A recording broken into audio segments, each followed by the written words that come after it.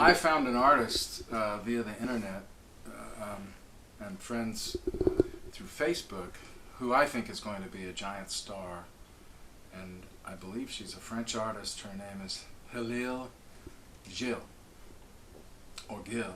I'm not sure because I haven't seen her enough. I've seen enough to know how great she is.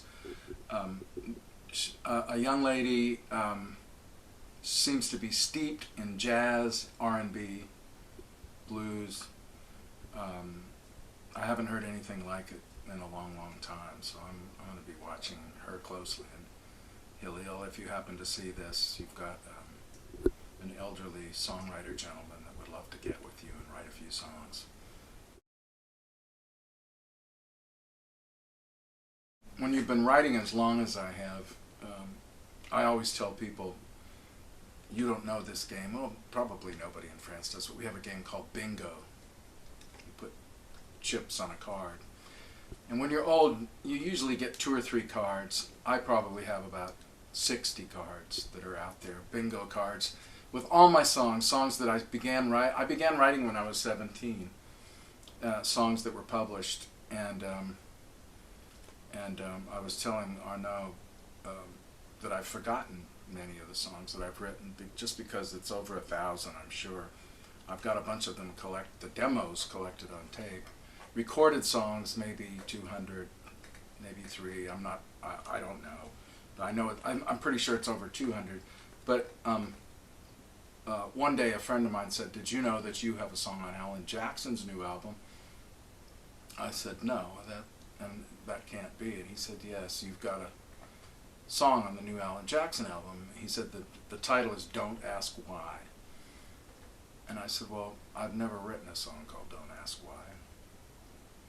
And he said, "Well, you better look." And later he showed me the album had my name by the song "Don't Ask Why."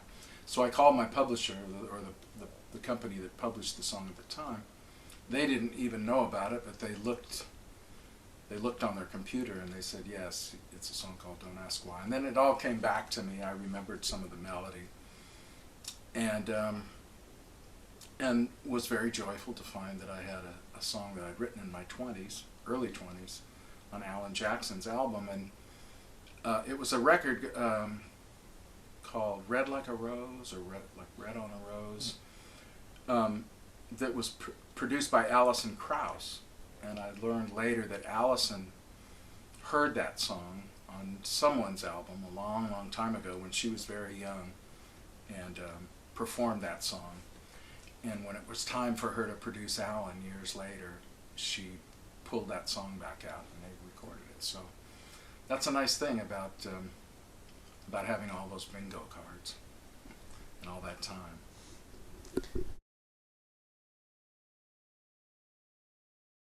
The songwriting process, we not only do you get asked about it, but you think about it all the time, because that creative process is still a huge part of my life. I continue to write, and people say, "What came first, the words or the music?"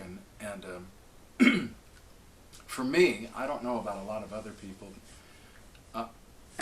It's different at different times. It's different things. For instance, I might hear somebody make a statement that I think would be a good song title. Say the statement is "coming down the road." So I will sit down at the keyboard, and I might try to play a chord that evokes the thought of coming down the road. Would you play a minor chord? Would you play a major chord? Would you go from the 1 to the 5/6? Would you go from the 1 to the 4?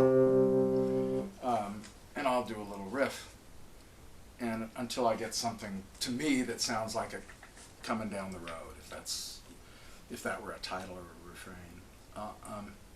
On the other hand, I may sit down without a thought in my head as far as a lyric, but I may play a chord or a change that evokes a temperament, a mood. And I'll try to find something that fits that mood lyrically. I'm gonna cry, whatever. you mess around. So it's like it's very mood oriented. I mean, if you are feeling temperamental and sad, you may think of words that reflect that.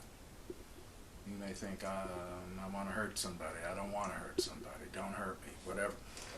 And it's like that. You know, you may not have any words. You may be a million miles away from words, but you can do it with your hands on your guitar. You can play a chord.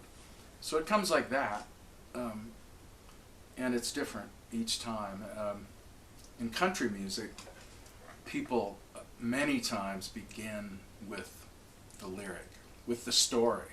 Not just a lyric, but a story. People will have a whole story to tell. And it precedes any kind of music at all. And it's just, there are just so many different ways. That's why people write collaboratively also, because if you can find a partner to write with, you can add to your palette. You can add more dimension to where you're going and what you're doing.